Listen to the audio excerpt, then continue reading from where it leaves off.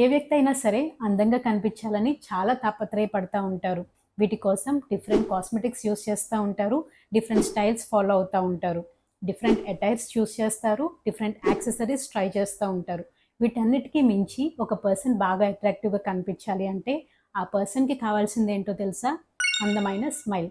Yes, ఒక పర్సన్కి ఒక అందమైన స్మైల్ అండ్ పర్ఫెక్ట్ స్మైల్ ఉన్నప్పుడు ఆ పర్సన్ చాలా అట్రాక్టివ్గా కనిపిస్తూ ఉంటారు. సో దీంతో పాటుగా ఆ పర్సన్కి చాలా కాన్ఫిడెన్స్ కూడా ఉంటుంది. సో ఈ వీడియోలో మనం మాట్లాడుకునే టాపిక్ ఏంటి అంటే how to get your smiles ready.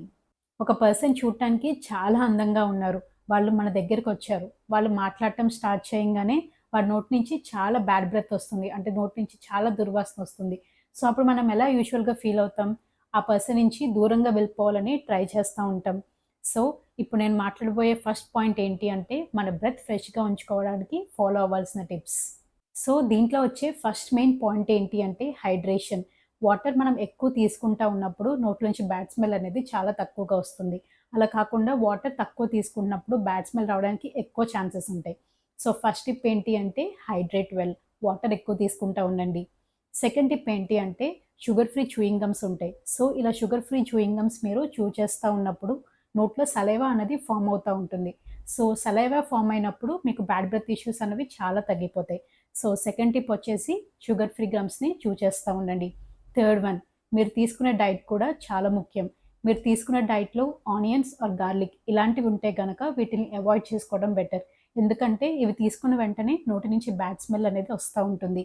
And fourth tip ఏంటి అంటే మింట్ ఆర్ పార్స్లీ ఇలాంటి వాటిని తీసుకోవడం వల్ల మీ బ్రెత్ అనేది చాలా ఫ్రెష్గా ఉంటుంది. బ్యాడ్ బ్రెత్ రావడానికి ఇంకో మెయిన్ కల్ప్రిట్ ఏంటో తెలుసా? మీ యొక్క tongue coatings. Yes, tongue coatings ఎక్కువగా ఉన్నప్పుడు కూడా నోటి నుంచి బ్యాడ్ బ్రెత్ అనేది ఎక్కువగా వస్తూ ఉంటుంది. సో మీ ఓరల్ హైజీన్తో పాటు మీ టంగ్ హైజీన్ కూడా మెయింటైన్ చేయడం చాలా ఇంపార్టెంట్. మీ స్మైల్స్ బ్రైటన్ చేసుకోవడానికి సెకండ్ టిప్ ఏంటో తెలుసా? Oral hygiene. రోజు 2 టైమ్స్ బ్రష్ చేసుకోవటం, డైలీ ఫ్లాస్ చేసుకోవటం, అవసరమైనప్పుడు మౌత్ వాషెస్ వాడటం. ఇవన్నీ చేయటం వల్ల మీ నోట్లో హైజీన్ అనేది చాలా బాగా మెయింటైన్ అవుతుంది. దీంతో పాటుగా బ్యాడ్ బ్రెత్ ఇష్యూస్ తగ్గిపోతాయి, క్యావిటీస్ తగ్గిపోతాయి, గమ్ ఇష్యూస్ కూడా తగ్గిపోతాయి. సో ఈ ప్రాబ్లమ్స్ ఏవి లేనప్పుడు ఒక పర్సన్ చాలా కాన్ఫిడెంట్గా స్మైల్ చేస్తారు.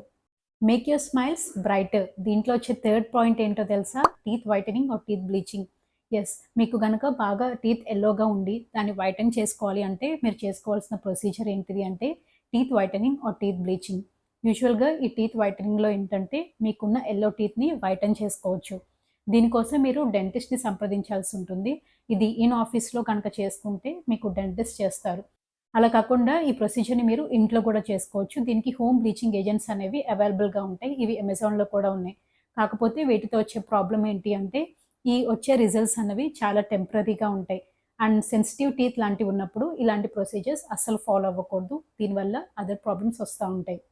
హోమ్ బ్లీచింగే కాదు, వీటి కోసం డిఫరెంట్ వైటనింగ్ టూత్పేస్ట్ కూడా అవైలబుల్గా ఉన్నాయి. కాకపోతే ఈ వైటనింగ్ టూత్పేస్ట్తో ఒక చిన్న ప్రాబ్లం ఉంది. దీంట్లో అబ్రేసివ్స్ని ఎక్కువగా యాడ్ చేస్తూ ఉంటారు. సో ఈ అబ్రేసివ్స్ అనేవి ఎక్కువ యాడ్ చేయటం వల్ల ఎక్కువ లాంగ్ టర్మ్ యూజ్లో పైన ఎనామిల్ లేయర్ అనేది పోతుంది. దీనివల్ల టీత్ ఇంకా ఎల్లోయిష్గా అవుతాయి అండ్ సెన్సిటివ్ ఇష్యూస్ కూడా వస్తూ ఉంటాయి.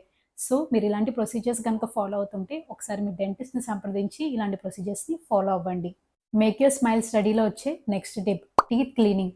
యూజువల్గా టీత్ మీద బాగా డిపాజిట్స్ ఉన్నప్పుడు టీత్ బాగా ఎల్లోయిష్గా కనిపిస్తూ ఉంటాయి. దీనివల్ల గమ్స్ కూడా బాగా రెడ్గా కనిపిస్తూ ఉంటాయి. సో మీరు నవ్వినప్పుడు ఆక్వర్డ్గా కనిపిస్తూ ఉంటుంది. సో దీన్ని అవాయిడ్ చేసుకోవాలి అంటే ఒకసారి మీరు ఖచ్చితంగా డెంటిస్ట్ దగ్గరికి వెళ్ళి జనరల్ స్కేలింగ్ ప్రొసీజర్ని చేయించుకోండి. ఇలా చేయించుకోవటం వల్ల డిపాజిట్స్ అన్నీ క్లియర్ అయిపోయి మళ్ళీ గమ్స్ వాటికి నార్మల్ పింక్ కలర్ని రీగెయిన్ అవుతాయి. So get your teeth cleaned. Last but not the least, మీకు కనుక టీత్ మధ్యలో గ్యాప్స్ ఉండి నవ్వడానికి కనుక బాగా ఇబ్బంది పడుతున్నట్లయితే మీకు స్మైల్ డిజైనింగ్ ప్రొసీజర్ అనేది ఉంటుంది. యూజువల్గా ఈ స్మైల్ డిజైనింగ్ ప్రొసీజర్స్ అనేవి కొంచెం టైం టేకింగ్ ఉంటాయి అండ్ కొన్ని ట్రీట్మెంట్స్ మాత్రం వెంటనే చేసేసుకోవచ్చు. మీకు కనుక టీత్ మధ్యలో చాలా తక్కువ మైనర్ గ్యాప్స్ ఉన్నాయి అనుకుంటే మీకు కాంపోజిట్ ఫిల్లింగ్స్ అనేవి చేసుకోవచ్చు. యూజువల్గా ఈ కాంపోజిట్ ఫిల్లింగ్స్ అనేవి లెస్ దెన్ హాఫ్ అన్ అవర్లో చేసేసుకోవచ్చు.